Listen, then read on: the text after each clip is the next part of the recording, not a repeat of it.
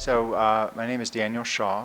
I'm a professor at the University of Pittsburgh, focusing primarily on early childhood, both the development and prevention of early problem behavior, specifically aggression and conduct problems. One of the take-home messages from my line of work is that we can actually identify early predictors of serious violent crime committed in adolescence in the first 2 years of life. And a lot of my work in the last 20 years, has focused on going back and identifying those individuals and using a family-based intervention to target those later predictors of problem behavior. And we've been able to do that pretty well all the way through age 16. So despite being somewhat depressed about being able to identify those predictors and the lives, again, these are mostly children and mostly boys living in poverty. The good news, and probably the take-home message, is that if we can target and identify and importantly engage those families with children at risk for these later terrible outcomes, that there's some hope for the future. Could you describe some of the work in Pittsburgh? Sure. So after spending about 20 years following up a cohort of 310 boys who, based primarily on their gender and their family's income, nonetheless 38% of them ended up with a petition against them before age 18. So this caused us to want to go back and identify an intervention that might be able to engage families who aren't used to seeking or necessarily trusting government or mental health professionals. And we were able to engage 90% of those families in this family checkup intervention, which we used, and now have outcomes through age 16 showing all kinds of reductions, not only in conduct problems and improvements in parenting, but also better academic adjustment, lower BMI scores, less internalizing problems, and even fewer suicidal ideations at ages 10 and 14. Where do you think the research on this will be going in your case? Will be going? So we're about to start a large-scale implementation study with 8,000 babies and toddlers in the next few years. And what's neat about the research is, although we've been helping a lot of families, the research was also able to identify families for whom our family checkup intervention wasn't the best alternative. And these are usually lower risk families.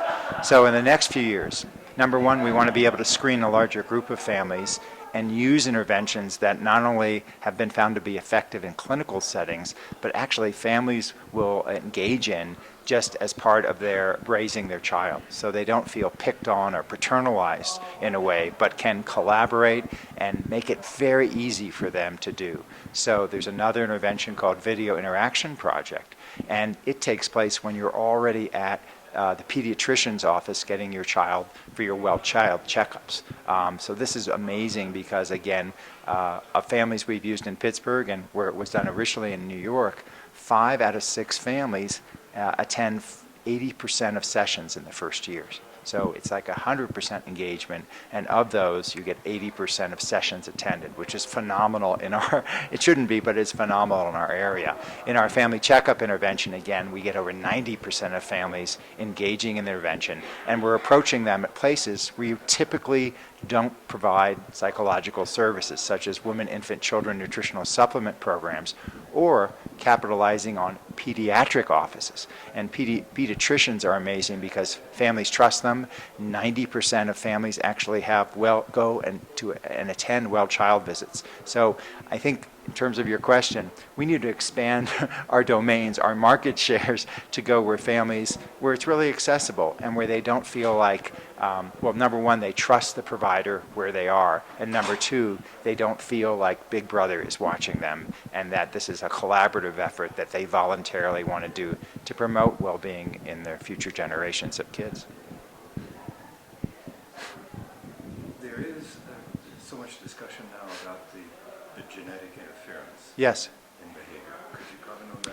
Yes, from our own data we know, well, number one, we know, just has been discussed in this conference, that there are certain groups of kids and this is most evident when you see how they behave in the first year, according to Parents' Report, that are more vulnerable, more at risk. And people like Jay Belsky have shown that these, even though they might be more susceptible to their environments because of being more difficult or more irritable, they are also more susceptible to interventions that promote, let's say, more positive parenting. So in our basic research, we find, yes, indeed, that harsh parenting is a consistent predictor of violent outcomes, but it's even more so if you have this genetic liability.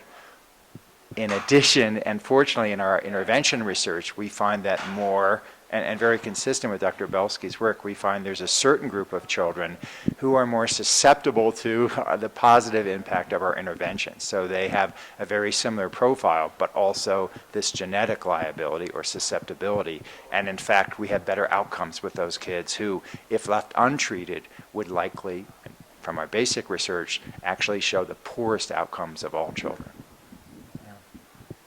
If you had one thing you wanted to get across to people who are working in this area, what would that be? Yeah, good question. I think that early intervention is possible, but that we need a multiple menu of interventions, not only that show efficacy, but that parents want to engage in.